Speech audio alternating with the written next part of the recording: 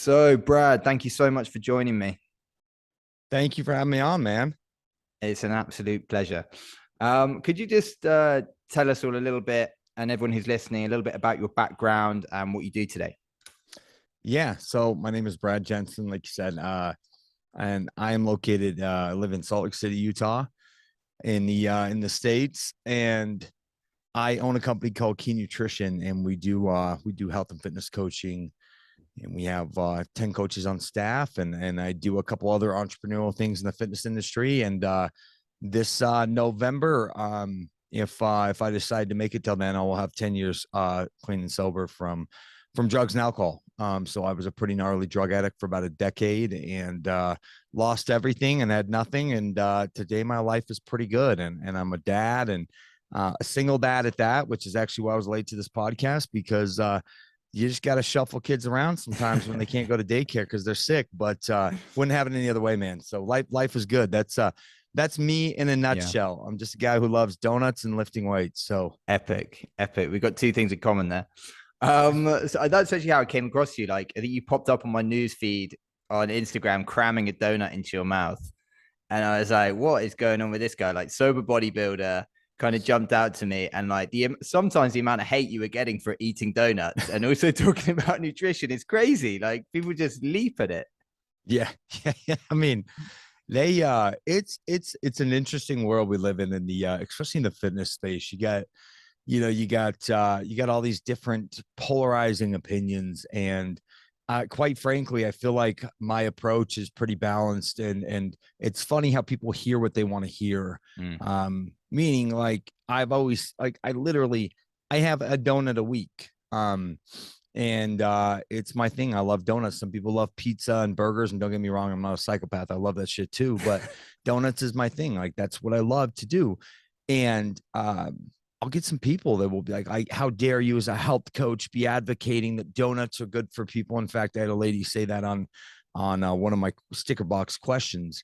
Wow. And my response was, never once have I ever advocated that a donut is healthy for you. What I've said is a donut will not make you fat, especially consumed in moderation if calories are equated. And I eat a donut because donuts are delicious. And so it's funny. I've been on the other side where I was a clean eating zealot and I was too far. Like, I used to be the guy who'd be like, how dare you eat a donut? Don't you care about Mm. your health? Like, and so what they don't see is the progress from probably some disordered relationship with clean eating that I had for years to get to Yeah. this point, right? Yeah.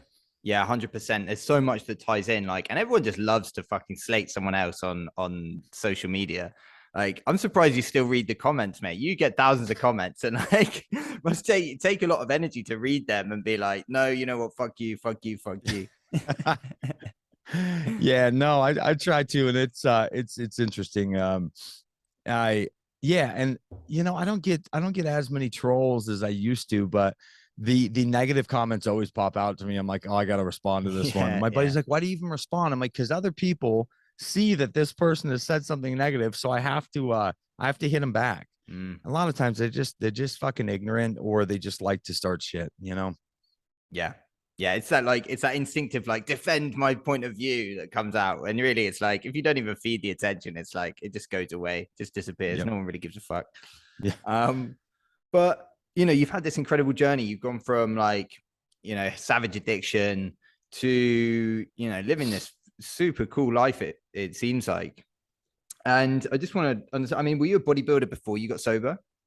Yeah, yeah. So I got into just a quick nutshell, because I can tell the story way too long-winded. I was a chubby kid growing up. I'm talking like 12, 13, 14, and really I felt like I was the fattest kid ever. But in reality, looking back, I just decided my friends all had rib cages because they were so skinny. And we called that like abs, but really they just were. And I was late hitting a growth spurt. I really liked food. And I was just chubbier. And so I was very insecure about it. I got teased by my friends. Nothing horrendous. I wasn't bullied and shoved in lockers, but I was teased by my own friends. But I didn't like that. And so I started finding this passion for health and fitness at about 14, almost 15 years old. And I was in a bookstore with my mom back when people went to bookstores, and I picked up a health and fitness magazine as she was looking for a book. And I just remember I was enthralled. In fact, it was like I just started reading and I looked at this guy that had all these muscles and it made no sense because I had never even lifted, but I'm like, I want to look like that guy. Like I want to look like that. I was so enamored and enthralled. And so I just kept reading and studied. Like I would just read these magazines and I started applying what these magazines said. And the problem was it was probably a diet for a bikini girl, but I didn't know that. I mean, looking back, I remember eating like 4 egg whites in the morning with a half a grapefruit. And like, off that, my mom remembers because she was like, that's a really clean breakfast for a 14, 15-year-old, you know? But I had this transformation. I lost the weight and then I found I was too skinny. So I was like now getting teased for being too skinny. And so my friends would call me anorexia boy. And like Oh kids are shit. just brutal, right? Yeah. So I found lifting, I wanted to really start lifting, but my mom wouldn't take me to the gym. She said, you can go once you get a driver's license. So turned 16 and boom, I started Mm. going to the gym and fell in love. And by the time I was graduating high school, I was a pretty jacked kid, probably had the most muscle as far as like shape in my whole high school. Mm. And and I was in it to win it. I found like I could eat more food and I started packing on a lot of muscle just in high school. And so I was living that bodybuilding lifestyle by the time I was 16 to 18 years old. Yeah. And were you competing in sport or anything, or it was just gym? You know, what's funny was I found the gym. And so I quit all sports because I found that football, they would, when we were going through two a days and stuff, I couldn't really lift. I'd lose all this weight. Yeah. And so that's how into it I was. I wanted to become a bodybuilder. So I Mm. quit all sports. Mm. And I mean, and my parents were not happy, but when they saw just how much time I was spending at the gym, they were like, okay, this is a fair trade-off. So Yeah. I quit all sports. I wanted to become a bodybuilder. And so I went hard right in high school. And that's what I did. Yeah. Yeah. That's epic. I mean, it sounds like we had a similar story in terms of getting into training around the same time, 13, 14, because of I was chubby as well. And like I Ah, absolutely hated it. I hated people like it was always, I mean, I went to like a boarding school. So immediately it was like, everyone's just brutal with each other and you're with them 24/7. And any little chink of weakness, everyone's like, oh, he's fat, or like, he's shit with girls, or blah, blah, blah, whatever it is. But that at that age, it just goes straight to your heart. Like it's does something, it cuts. just cuts you up. It's fucking crazy. So yeah, I Yeah. did a similar thing. And it's interesting, just before there, you mentioned stuff about like body dysmorphia and being in that area of bodybuilding, about obsessive about training and obsessive about how we look. You mentioned it in terms of the donut and getting a healthier relationship with food. I mean, you obviously sensed something coming in when you were younger about like how you viewed your body. Yeah. Um, yeah. I mean, I, I remember it's funny. I look back and I found a picture of me from my senior year of high school. I think it was about to graduate. And of course, I had like an Abercrombie and Fitch shirt on with puka shell necklace. Like puka shells are Nice. coming back now, which is really weird. I saw like a young kid with them. I was like, no shit. I thought those would die forever. But Yeah, it's all cyclical.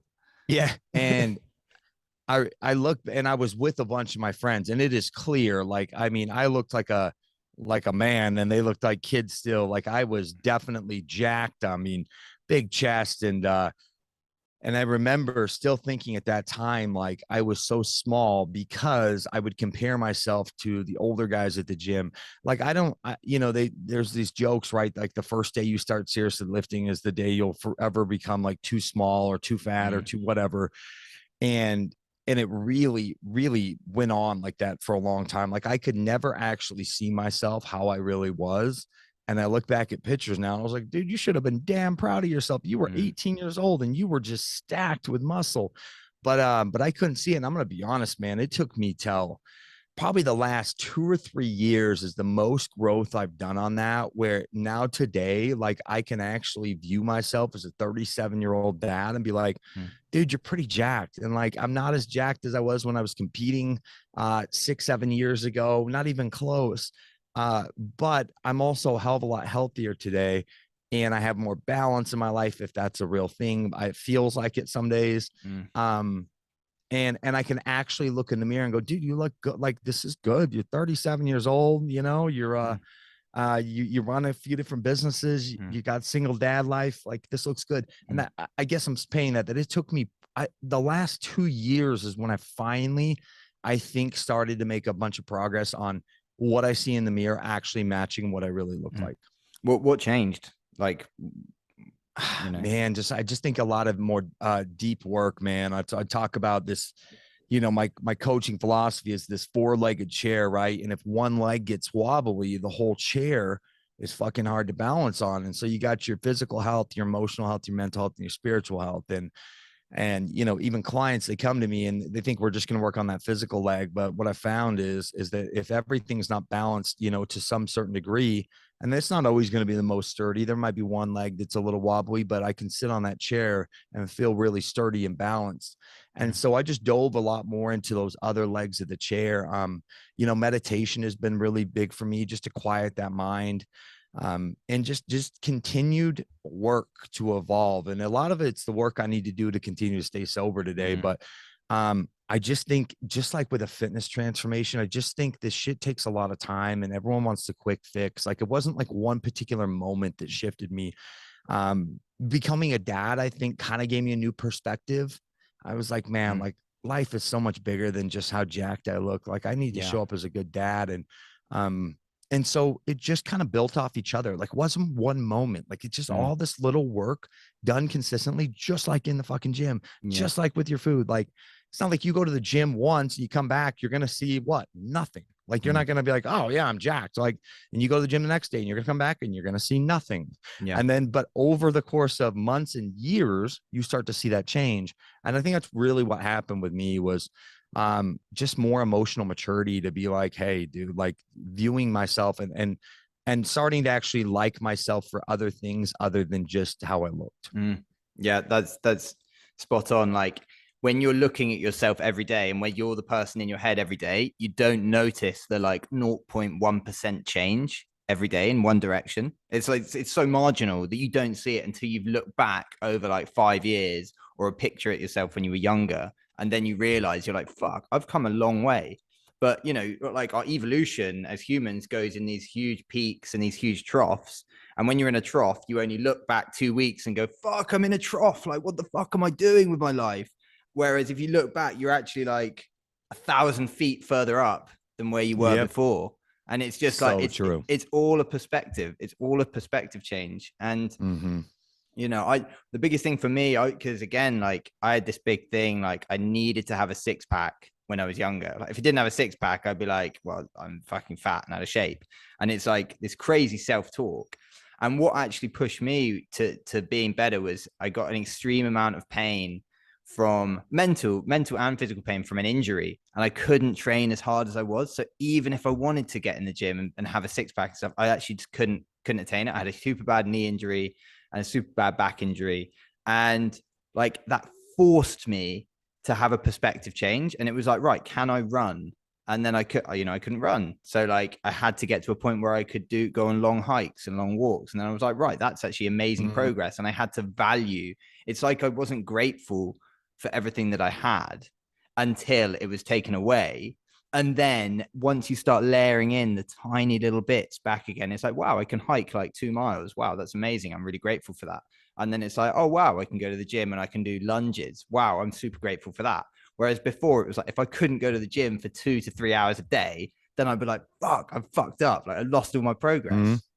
Like, dude, so true. That perspective shift is and nothing quite happened to me like that, but it's that really paints a good picture there. And I think to a certain degree too, like, well, I mean, I know that Sal DiStefano said, and I don't know if this is a real statistic, geez, but that it's you have a greater chance of becoming a millionaire than walking around with a six pack consistently. And I don't know if that, I mean, I heard him say that at some seminar I was at, and I don't know if it's true, but I think about it, I'm like, that might actually be true. I don't know. Like, achieving and attaining a six pack without like a huge genetic component 24/7 is very hard to do. yeah. And I'm not saying it's impossible, but it might be easier to become a millionaire. So Yeah. I think that there's a huge sway that people, like, if you're in if you do like keto, you see some incredibly ripped keto people or incredibly ripped people who are just doing the carnivore diet. Like carnivore diet is top of mind for me at the moment. Like, cause I'm thinking of doing a 30-day challenge. And I spoke to a guy called Anthony Chaffee the other day. And like these guys are just jacked like 24/7, but all they're doing is eating meat, like no carbohydrate and like it's and no tea, no coffee. Like so it seems like you got to be extreme if you do want to walk around with a six pack, and then you got to argue how how much of a life can you live when you're at that level of extreme. Yeah, that's it right there. Do you so you thinking about doing a 30-day challenge of carnivore? Yeah, I'm thinking about doing 30 days. I mean, like, and like pure carnivore. So, like, no tea, no coffee, like Yeah. just ground meat, red meat. And you know what? I think that it's always fun to experiment. I've not yet done that, but when COVID hit, part of it was out of boredom.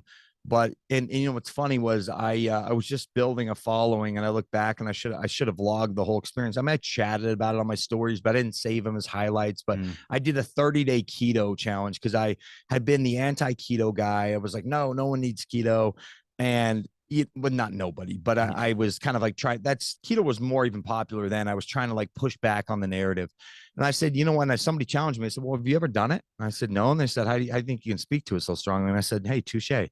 So I did a 30-day challenge with keto, like just to see if I could do it. Yeah. And keto's, I mean, carnivore is even that next level of Yeah. extreme, right? Yeah. But I learned a lot and it was fun. It was not something that I wanted to continue doing. I think I ended up doing it for 5 weeks. So it was 35 days. But it was interesting to see how my body responded. And I'll tell you what, from like a mental clarity standpoint, like after about 2 weeks, after kind of like that fog lifted and I hit that and I got into full blown ketosis, I mean, I will say that like my mental clarity, Super I felt clear. like I was on Adderall 24/7. Like I'd Oh, never wow. been more sharp and clear. Wow. I did lose some performance lifting weights. Now, it was at a time when everything was shut down, so I was just using my home gym, so it Yeah. worked out okay. But I challenge you to do it, man. I think it's always fun to see, like, Yeah. I found some real big positives in it, and I saw shit that like I didn't want to do with it. So, yeah, I think, dude, if you do it, Yeah. I'd love to follow your journey on that and see how it goes for you. 100%. Well, I'm just getting ready. I'm gonna do like because I want to see above, and I'm prepared for that first 2 weeks, like you say. That's what everyone says, like the mental fog, and also especially with just carnivore, like you're just constipated. I think for like the first week, like you just Yeah. jacked up with meat, and but like it's everything else around it. Like I'm gonna get blood work done tomorrow. Like I want to see my testosterone, my LDL, my HDL, my HbA1c, and like a few of the other stats. And I think one of the hardest things is going to be just the quitting coffee. Like I'm a coffee addict. Like I'm 100% like 2 3 a day, and it's a crux. But like that in itself, just quitting coffee for 30 days would be hard enough. Like Damn near impossible for me, man. I'm thinking, like, I mean, dude, I listen, I know I have a problem with it, and I apparently don't care Mm. because I had a buddy call me out that said, like, I wake up and before my eyes are like my coffee maker goes off at the same time. I mean, I'm pouring that thing within a minute of waking up.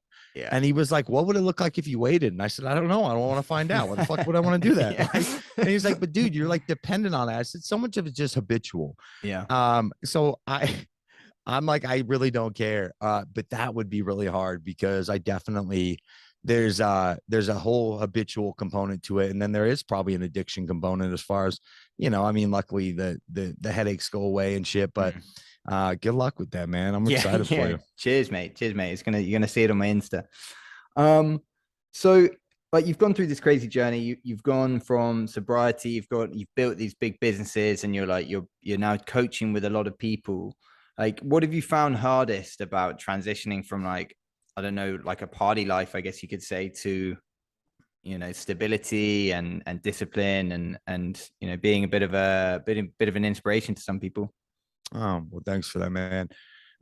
Yeah, I mean, I started using drugs in high school, and so really when I got addicted, I was a little bit after high school. I noticed okay, like I have a physical dependence upon it was OxyContin back then, but So what's kind of cool is in November, be 10 years clean and sober off everything Epic. except for coffee, apparently. But um and I was addicted for about 10 years. And the first few years of that, like there was definitely it was still fun. It was a party a lot. I was definitely addicted, but I managed to go to the gym, like I was living the life and like and we were just partying. We were going hard, going to Vegas, doing all this shit. And like it was fun. I was in my early to mid 20s. The last 5 years, 3 to 4 years were just demoralization, man. I mean, I ended up homeless at the end, and it was no longer a party, man. I got addicted to hard street drugs, heroin and methamphetamines, and lost all sense of who I was. I was 40 pounds underweight, jet black hair, like the whole mix. Wow. And it got really, really bad for me. And that's how drugs work, man. It just kind of gets worse, never better, especially with hardcore narcotics. And so one of the biggest challenging parts is when I first got sober, I'd kind of burnt all my bridges. I burnt the bridges with my family. While I knew they loved me, they were like, hey, I don't trust you. So you got to figure this out on your own. And until you have some clean time, like we're going to kind of keep you at an arm's length. And so there was a lot of challenge. Like, and initially I started waiting tables when I got sober because, I needed to do something to make some money. Mm. And real quick, I got back into the fitness industry, which is what I loved and what I wanted to do. But, um, you know, it was hard starting with nothing. Like I had a 505 credit score. I had no car, no place to live. I had to live on some guy's couch. I had a garbage bag. That's it, like a black garbage bag with all my belongings, and which wasn't much. And so I had to scrape by and just like make ends meet for a long time. And then when I started looking at repairing how much credit like I owed banks and institutions and hospitals, it was like another hit of demoralization. And so there was a lot of humility going along there. And when I started my business in January of 2017, I split off from this company I was working for and went all in this. And I to that point, I mean, I have grit tattooed on my knuckles because that's all I thought it was about, right? And it's funny, later I got grace tattooed on these knuckles because there needs to be this combination. But really, more importantly, was I thought I could just like I didn't know shit about business. The only thing I knew about business was from watching Shark Tank and listening to Gary Vee on like Instagram and his Oh yeah. podcast, which like that's not a business plan. Mm. But in my head, what I said was, man, like you're one of the grittiest motherfuckers I know. Like I stayed high for like 3 years with no job. Like I was gritty out there. I did what I had to do every single day. A lot of it not legal, but that's okay. Yeah.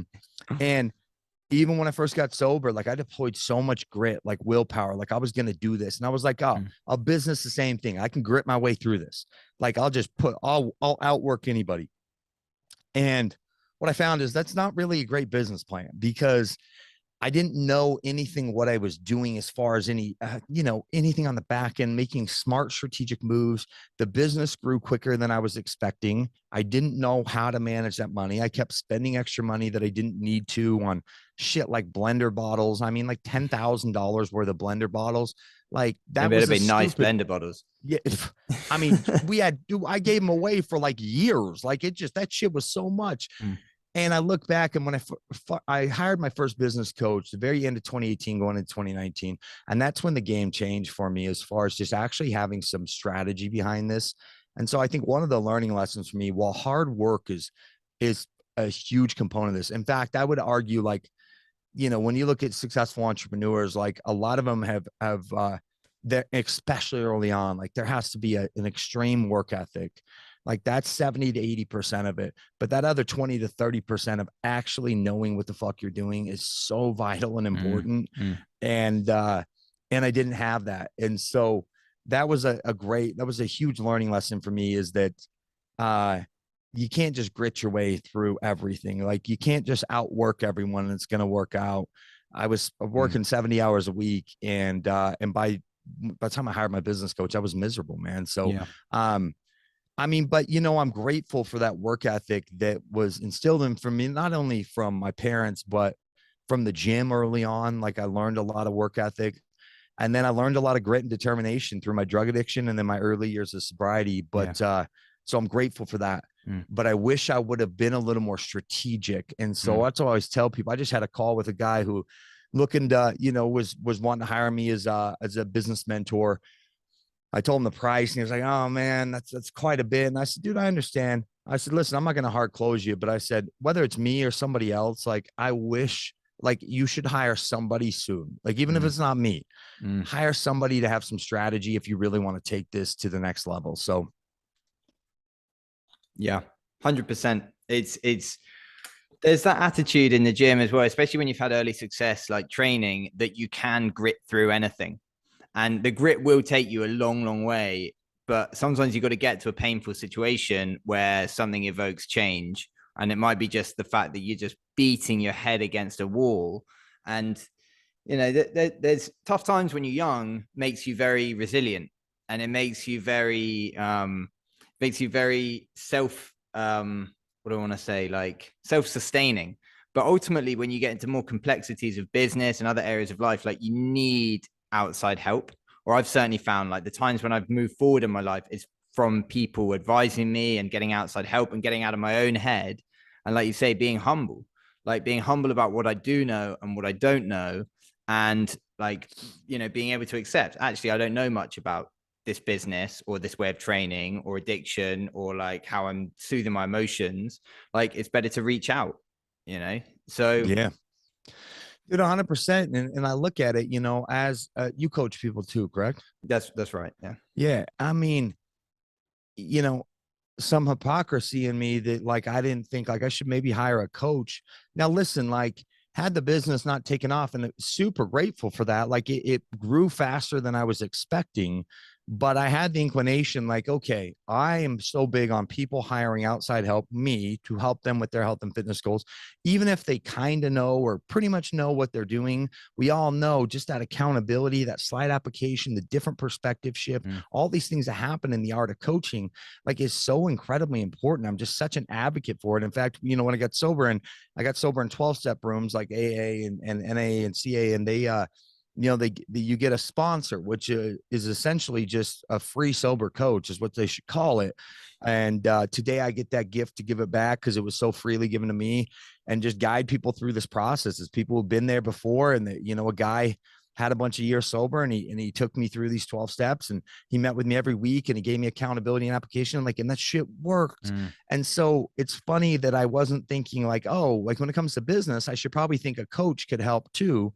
If this is growing quicker than I know what to do with, and I'm fumbling on every decision I seem like I'm making, to hire a coach. I'm such a big advocate on coach. I mean, I've got mm, therapists and I mean, I took 2021 off from investing in mentors or coaches as far as business, but I ramped it back up this year and paid a high price for this new mastermind that starts Tuesday. And mm, I've invested again in myself, and it's not coincidental that all of a sudden things are moving better. And mm, and last thing I'll say on this is that I think for any successful entrepreneur and really people that have long-term success with their health and fitness too, it's over time. There has to be a lot of grit and like just severe work ethic early on. And that work ethic continues, but it starts to look different where you start to learn to work smarter instead of mm, harder. And I learned that lesson with the gym too, is that the older I got, the more stress I had on my plate, the less I was recovering. Like I couldn't pound these kind of crazy workouts 6 days a week. Like I had to start prioritizing more recovery. And so it's funny, people see me like, people who don't work out, they're always like, wow, how many hours you spend in the gym? Like 9 a day. And I'm like, nope, like an hour. Right. But I mm. used to be like 2-3 hours a day. Yeah. And I've learned to work smarter, not harder. And that's the same thing that I'm slowly finding in business Mm, is that to work smarter, not harder. Like, and that's huge. And people have long-term success in business or their health or their mm. body. They've Yeah. learned that right formulation, right? Yeah. It's really easy to be busy. Like I can busy myself all day with things that I think are like, with anything that I think is going to get me more clients or that I'm going to help my clients, blah, blah, blah. But there are just real simple foundational stuff that you might not be taking into account without an outside perspective. Yes. Like, and you're treading water otherwise. And like all that effort is just wasted effort without like one small tweak, one small extra bit. So yeah, it's difficult to know because I mean the amount of coaches like coming out, like new business coaches, and like there are so many now, and I bet there are a lot more sharks in the water than there once were. Yeah, yeah, 100%. Yeah, there are. And you know what's interesting is I've hired quite a few in the last 4 years for all different things, man. Like I hired a podcast coach when I first started I didn't even know that was a thing. Like it's a thing. Um, I heard a content coach years ago who ended up becoming one of my really good friends. His name's Jordan Syatt. And like that was the best investment I've probably ever made. And then I've also hired some business or been part of mentorships or masterminds that quite frankly, I probably learned more of what not to do than what to do as I watched this particular individual and how he operated in his life. And, I was bitter for a while because he overpromised and under-delivered me, like big time. I spent a ton of money and it was like, oh, Wow. and it was not what he said it was going to be. And it That took me a while. one-on-one coach, is that one-on-one coaching or like part of a group or what? Yeah, you got like you were part of this group, but you also got like one-on-one calls. Mm. He was supposed to come out and work with my team quarterly and fly out. He kept rescheduling that. There was a lot of things, and then watching how he operated in his personal life. And like I have no ill will against this guy today. He did help me in some areas, but what he promised he was going to help me with, and what happened was a big gap.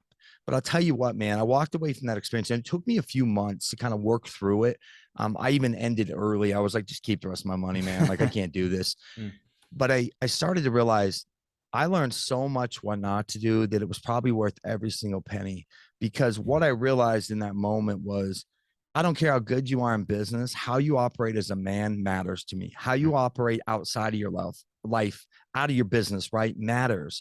And I didn't know that shit mattered that much till this guy showed me an example of not being a guy of integrity and not being faithful. There's like all of these things that I really struck a chord that made me lose respect. And once you lose respect for someone, it's hard to listen to them. Mm. And so that's where I got resentful. But months and months later, I was like, you know what? I'm so grateful for that. And I really am today because I learned that it matters to me how you are as a man. Like, I don't care how good you are, how much money you make in business.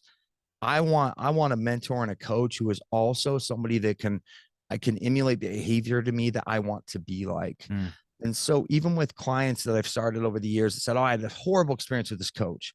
And, and I'm bitter against coaching. And I said, well, cool. And we started unwrapping this and unraveling it. And we find that this guy might have just been the biggest blessing because this lady learned so much of what she doesn't want in a coach that, and then we found like what's going to work for her. So, yeah, 100%. It's like we intrinsically know, like we know deep down when we trust someone or not. And when we trust what someone's saying, and when they're not doing the actions that they've said they're going to do, or it just leaves a bad taste. And you kind of get that sense and feeling. Like there's someone posted the other day about I think called inversion thinking. I think it's inversion thinking, and where you take the problem and you flip it on its head. So like if you want to get wealthy, like what's the opposite of that? Like what do I do to get poor? Like, so the actions you would take would be like, spend unnecessarily, spend more than you're earning, make bad business investments without checking them. And then you basically just avoid all the things that are going to get you to that, the opposite, quicker. So the same with health and fitness is like, what would make me unhealthy? Like, what would I do to get unhealthy the quickest? And it would be like, have a poor energy balance, eat lots of highly processed foods all the time, sleep badly, not get enough rest, be sedentary. And with all these problems, if you think of it in terms of like what's going to get me to the worst result quickest, and then avoid all of those things. And I suppose like that experience with the coach has just showed you like, right, don't do that, don't do that, don't do that. And so yeah, yep. maybe you got bang for your money, but in a different way. 100%. That was the learning lesson I took away from that. And I think that's a big takeaway from people listening to.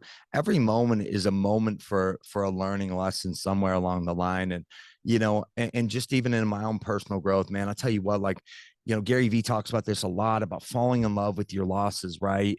And, or falling in love with when you fail or you stumble. And, and it took me a long time to embody that. And I'm not perfect at it today, but I can get there pretty quick.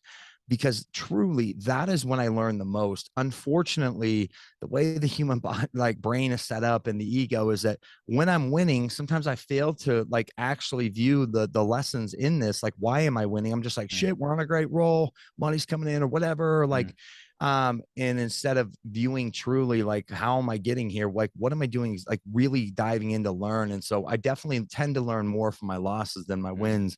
And so today I try to be grateful for those, because we're all going to lose. We're all going to suck. We're all going to fail at different things. And I feel like sometimes it's daily for me. Mm. But the takeaways I learned from those and how I can implement and become a better man, a better coach, a better entrepreneur, man, it pays me back tenfold. Like Yeah. mistakes are just proof that you're trying. So Yeah. like if you're making mistakes out there, like good, you're trying, you Exactly. know? Yeah. And you're just one step closer. Like, as long as you keep going again, then you're going to be one step closer to getting somewhere. And sometimes you might fail at the goal that you're going towards, but in that failure, you actually spot other opportunities. Like, Mm-hmm. you might realize that, hang on, I was beating at a door that was always locked. And like, Mm-hmm. but hang on, this door over here, that looks pretty semi open. Like, there's an opportunity there, but you only get the opportunity to look at what door is slightly open once you've said, right, this one has actually beaten me and I can't get through this door. And then you accept the failure and you move on. But some people just cannot accept the failure. And I've been in that situation before. I just can't accept the failure. I can't accept that I've failed in a task. And you waste time, you waste effort, you waste money still going towards it. And you say, hang on, wait, if I just change my perspective a little bit, there's a great opportunity right there. And, 100%. so it's like, it's being open and willing to change and all of that stuff around there. So one of the things that I really love about your Insta and the stuff that you talk about on social media is that you're not just talking about how to get ripped, how to get lean, like how to do X, Y, and Z that's just around strength and nutrition. You're bringing in this spirituality aspect, and like I saw that you did the session with Serenity Under the Stars, and you're a big man about meditation and bringing all these other areas of your life that now that you bring it in so much, it's clear that it's missing in so many people's lives, like that spirituality and the connection to others. So can you talk a little bit about what prompted that and like what space that comes from? Yeah. I mean, it's, when I first got sober, it really comes from the roots in recovery. And when I first got sober, what people don't know a lot about, like looking on the outside, looking in at a program like AA, for example, is that really the fundamental thesis of AA is finding a connection to a higher power greater than yourself that can help you stay sober. Like they say, if you miss the spiritual part of the program, you miss the whole program. It's and it's not quite like what the movies show. It's about a bunch of crusty old men sitting around talking about how much they drank. And trust me, there are some meetings that suck that are like that, but that's not like the experience I got. And so my spiritual connection, it was basically ingrained in me that like I will only stay sober if I'm connected to something greater than myself. Because when the ego starts to run the show, like that's when people tend to think like, oh, I can go put myself in these risky spots, or I can do this, or I've got this, and then they don't have it, right? And they stumble and fall. And what I realized was, as I started talking about spirituality more, I got a lot of pushback initially where people were like, well, keep your church views to yourself. I remember one comment saying, Stop and reading what's the funny, comments. I was like, so I don't go to church. Like, and I have no problem with church. Like, I have no problem with organized religion. If it works for people, that's great. I personally don't belong to any particular organization or religion. And so I realized that there was this gap in what people thought about spirituality, and they compared it, they just associated with religion. And the example I like to give is the two very different things. Can be the same. So the example I like to give is that it's like playing a pickup game so it's like football, right? Religion is, it's very set rules. The players are like lined up, you have to be exactly right. Like there's tight parameters, there's set guidelines, set rules on how this kind of works. But you're still on the field. Spirituality is like you pick up a football, you go with your buddies to the park, and everyone's lined up in all different ways. There's nobody blowing a whistle. You're still playing the game. The essence of the game is to connect to something greater than yourself, right? To God or whatever source, however. But it's very free flow. You get to kind of play the game how you want, and not as many rules or regulations or tight. And I said, so it's still trying to accomplish the same thing, but they're two very different things. And so I started talking about like I think that spiritual health, people, even when I challenge clients, that because I tell them, listen, if you want a guy that's just gonna do your macros and training, you probably find someone cheaper than me. But I really want to talk to you about all of these legs of the chair, because what I've seen is when you're optimizing your best, you tend to make better decisions. You tend to value yourself more. You tend to put in that time to the gym. You tend to value your health a little more because you're more well-rounded. And so when I went in on the spiritual thing, I just realized that anything that feeds your spirit and gets you outside of ego, to me, is spirituality. For some people, that's hiking in nature. Some people, that's a long walk on the beach. Some people, that's meditation. Some people, that is more traditional stuff like prayer or going to church. Cool. Like, that's great. Like, whatever it is that feeds your spirit and not your ego, and that gets me outside of that, is when I feel peace and I feel this calmness and serenity. And so I definitely have made it part of my content because it's such an integral part of my life. And you know, it also, if I'm not talking about that, then I'm really not being authentic to like what all I have to offer, because my connection with I call it God, but I don't really know what that means. In fact, I had somebody say, well, oh, so what is God to you? Are you Christian? I'm like, I don't even know like what God is. I just know that it's so much greater than me. And there's something else out there. Like, and so for people acronym that God throws them off, I say like good orderly direction. That's an acronym for God that works for me. And so when I'm spiritually in tune, like, I mean, just even small shit, man. Like, I'm listening to you better. I'm more engaged. I'm more intent because I'm not just letting my head just run the show. And so for me, anything to get me into my heart, to me, is quote unquote spirituality. And so it's a very broad term. And I'm trying to kind of push the narrative that like it's going to look different for everyone. And your path, your spiritual path, is yours to pave. No one gets to tell you how that works. No one gets to tell you have to do this, this, or this. And I think that's the beauty in it. So yeah, that's super strong. It's super strong, and it's really needed. And I've certainly noticed with my journey into spirituality as well that it treating people with more understanding, treating people with more empathy, treating yourself with more understanding, more empathy, makes you understand that yes, you're human, you're going to make mistakes, and just to quieten down that whole self like flagellation and self like I'm a piece of shit, and like that one decision to, you know, have the donut or do whatever doesn't need to result in a whole like shouting an argument match with yourself about, you know, how you should be sticking to your diet, or how you know, you're letting yourself slip, or so, and comparing yourself to others. Like, and that is, it's a huge element of health. Like, we're humans, we're spiritual animals, we've come from a place of great spiritual evolution in all of history. Like, the religion has played a huge role in history, tradition and connectedness and helping each other out. Like, all of this stuff has been so integral until the last 50 years, when suddenly everyone has been like anti-religion, anti, you know, very internalized, consumer-based, you know, like, you know, it's a dog eat dog world. Go and, you know, fuck over the next person to make another 50 quid. Like, it's something that's been lacking, and it's coming back as people have maybe standardized religion needed to be chastised as much as it has, to allow spirituality to come back in and people to get painful enough to accept it. Because I've certainly noticed, certainly in my friend circle and the people, maybe it's the people I'm hanging around with now, more people are welcoming spirituality into their lives, whatever form that may be. You're right. I mean, it takes many forms, and there doesn't have to be a rigid structure. And I got turned off from God when I was younger because I went to a very Catholic school, and, you know, and it was like church 3 times a week. And it was obviously I was going to rebel from that.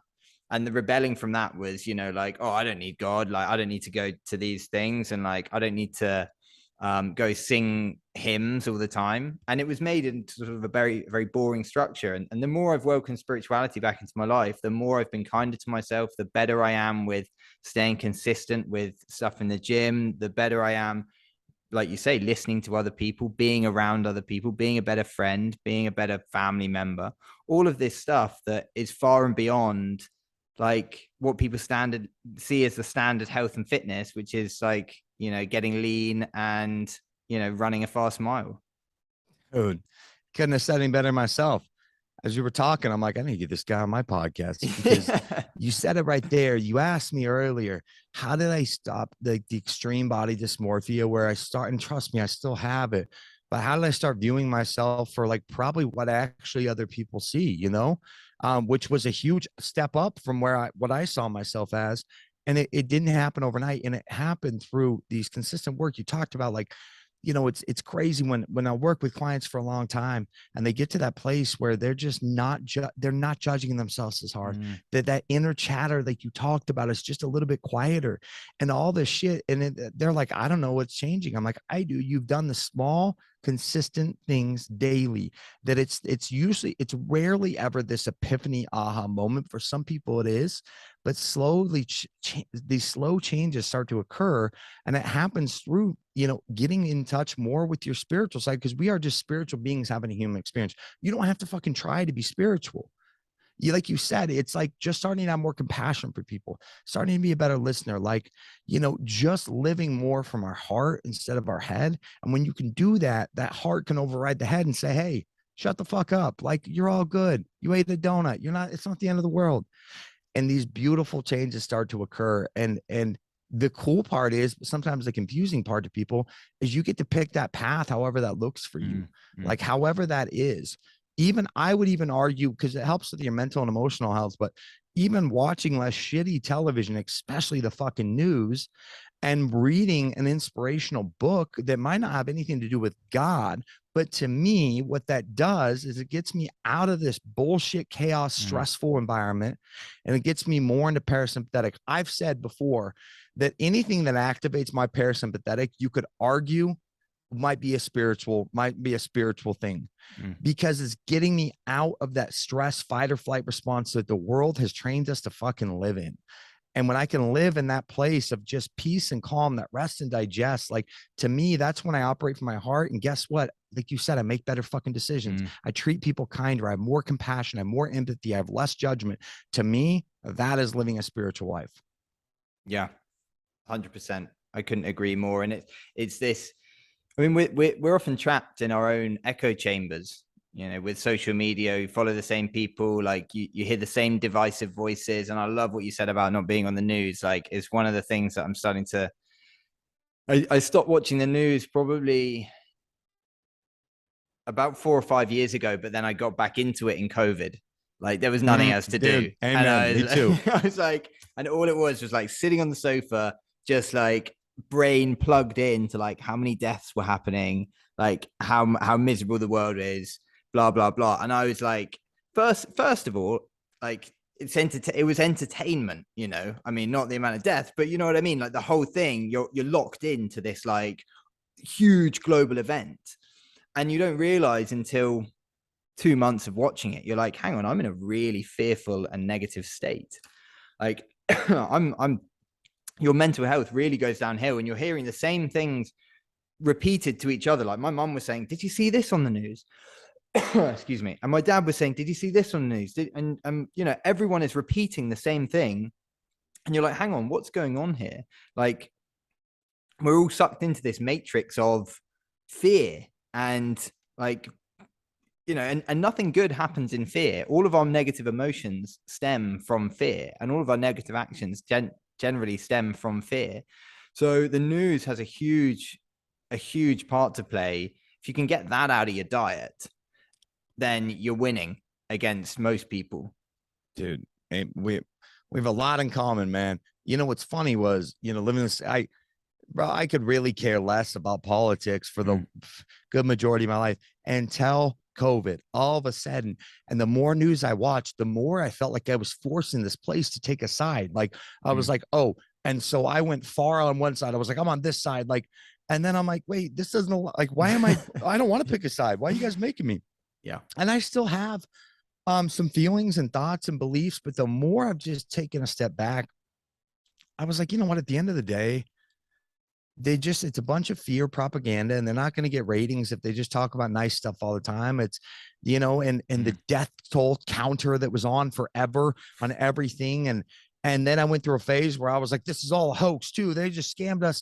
It was just this flip flop of all these things. And I got way too wrapped up into it. And quite frankly, I was fucking miserable. And I wear an Oura ring that checks my, gives me my resting heart rate and my heart rate variability, and basically kind of getting a gauge on like how stressed is Brad's body. Right. And it's not an exact science, but it's crazy, man. That thing just started tanking. Like it was Mm, just like, I mean, and the only thing I was doing different was that I was engulfed in this news and this fear, and I was living in this fight or flight state mm, and not living a spiritual life. And when I disconnected from that more and just started doing me, my life got way better. Like yeah. I used to, I got a buddy who still tries to send me all these shit and, things and reels on Mm, Instagram. And I finally just told him just the other day, I was like, bro, I don't know if you've noticed, but I don't even like these anymore. I said, my life's better when I don't get involved in the negativity, man. yeah. And he was like, well, okay, but cool. Watch that last reel though, dude. Tell me how fucking crazy that is. And Mm, I'm like, dude, I don't want to watch the fucking reel, dude. I just want to be happy. And like, that's what I choose mm, today. And I operate so much better from that place.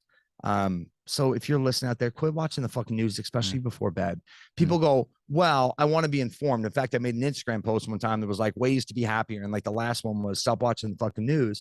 mm, And I had multiple people in the comments say, well, yeah, I like to be informed. I'm like, that's such a, but like, trust me, if it's mm, important, you'll hear about it. You'll hear about it from mm, somebody. Trust me, if it's mm. that important, you're going to hear about it. And so, fear is it's an acronym is fuck everything and run. You just kind of run from Yeah. life. You're just in such fear. Um, and Mm, so, and then in the recovery community, they talk about, or it can be face everything and recover. And mm, like, recover maybe doesn't fit in the context of just everyday people. But to me, it's like, it's often just false evidence appearing real because mm, I get to decide the minute I stop watching the news, I got less and less fearful about different shit because I was just living my life. yeah. And so it was kind of false evidence. It doesn't mean that there's things that aren't real, but our perceptions of how our brains work. And I'm telling you, that is, I think there's two huge underestimated parts of a physical transformation. One is sleep, and two is stress management. We live in such a stressful fight or flight world today. There's a reason why we're a more obese society, especially here in the States. And yes, fast food, highly palatable processed food, every turn you look, that is a Mm, huge component of this.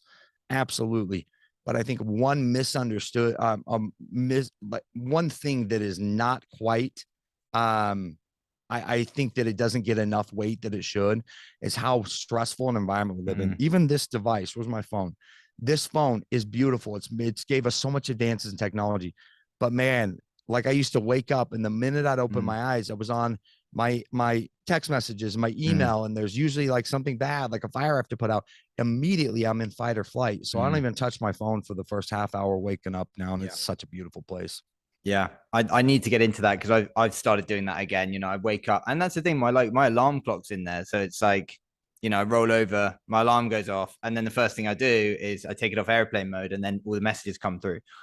So like it's a difficult thing to get away from. But I mean, you mentioned that not a lot of people, maybe recovery doesn't apply to a lot of people, outside of the recovery circles in NA and AA. I think it applies to loads more people than they realize. Like Yeah. there's so much addiction in like in the general population, to phones, to fast food, to drugs and alcohol as well, but people aren't accepting it. And it could be this like being devoid of spirituality or whatever it may be. But I think there's a lot of stuff from AA and NA that can come across that people can accept into their own lives, and they will have much happier and healthier lives Um, I would so agree with that. it's something that, and you're right, it's got this image of crusty guys in a room, sipping old coffee and talking about how terrible life is, but it's just so not that. I mean, I've had my experiences with NA and AA, and it's incredible. It's an incredible community, and it's an incredible perspective change on life. It's just trust God, clean house, help others is kind of the triangle. So the cool thing is you get to pick whatever that God is to you. It's a short word to encompass a big meaning. And Mm, then clean house means like, owning my side of the street, saying sorry when I'm wrong, not carrying resentments around and grudges all the time. And on all this shit, just making sure like my side of the street on life is clean, that I'm not walking around fucking people over. mm, And then to help others, to like reach out my hand and be of service that like doesn't include somebody paying me. Like that's a recipe for a pretty yeah. good life if you can just kind of rotate between those three things. Mm. I love what you said there, not expecting payment for everything. Mm-hmm. Like to do something, oh, I've got to be rewarded for it, or like he didn't do anything for me. Why would I do anything for him? It's like Yeah. it's a crazy selfish place we come from a lot of the time. But that little switch and change makes a huge difference. It's funny, and I'd say this on that note, is I was asked to come speak at this local thing here for troubled youth that have gone through drug and alcohol addiction, and they wanted this they're having this like big end of year thing for this this I think it's a rehab type of deal, and the lady asked me to come speak and not only share my story, but also these kids are old enough, they're like 16 to 15 to 17, talk about the importance of like health and fitness and really cleaning up and changing someone's life. And she said to me on the DM, she said, well, great. Please let me know how much you charge. And for a normal speaking engagement, I charge. And I went to write back the price and I just got this twinge. It was like, this is different. These are like, if the payment that I'll receive from making an impact on one kid there, if one kid even decides to listen, is so much more valuable than a check in the mail. And so, I stopped and I just said, hey, it's on me. Good man. And that to me is living a spiritual life, because I was about to just send back what I charge. And those are the kind of things where I'm like, no, I get to go be of service today and hopefully help somebody else. That's like the payment for that is so much better than a check. Valuable. So valuable. And that's the thing. That's what we miss out on, is like that feeling of, I think it was Huberman. I don't know if you watch, you have a look at Huberman Lab or anything. And like, just even on a scientific sense, like being grateful for stuff is great. And it has a huge impact on our spirituality and our mental health and our physical health. But what has that next level of impact, even scientifically, is receiving gratitude, is doing something for someone else that they are thankful to you for. And I thought that was an incredible shift in perspective, because often we only think of gratitude as like, okay, I'm grateful for my family, I'm grateful for the food in the fridge, I'm grateful for another day, like X, Y, and Z. But doing something for someone else that they're grateful for and that you've had an impact in helping them in their life has a far greater impact than just being grateful for what we have in our life. Oh my gosh, 100%. It's this gift that keeps giving. They express their gratitude. It fills your heart up.